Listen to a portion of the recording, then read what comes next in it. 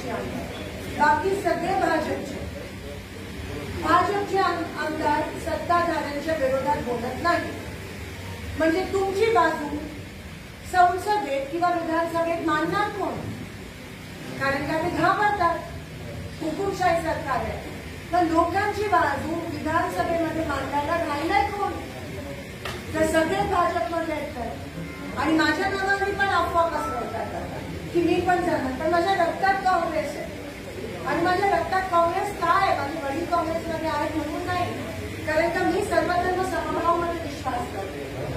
मी गोरगरिबांमध्ये विश्वास ठेवते, मी सामान्य ग्रामस्थांमध्ये विश्वास ठेवते, मी कामावर विश्वास ठेवते, मी लोकशाहीत विश्वास ठेवते, मी संविधानात विश्वास ठेवते. म्हणून मी काँग्रेस सोबत आणि मी ईडीला भीती, कारण का माझ्याकडे कारखाना नाही आहे, माझ्याकडे संसार आहे.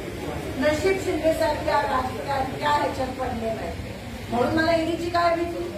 मी दिल खुलासपणे बोलणार बीजेपीच्या विरोधात आणि मोदींच्या विरोधात. आणि का नाही बोलावं? की मी ज्या पद्धतीत तुमचा विश्वासघात केलाय, गेले 10 वर्ष तुमच्या बरोबर खेळले की आम्ही हे करू. 15ला जमा झाले वाटत तुमच्याकडे. दादा तुमच्याकडे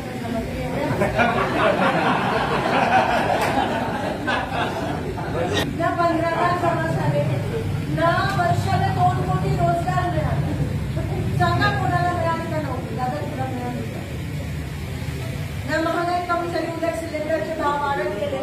आता मात्र 2 दिवसात कमी होतील निवडणूक आयोग.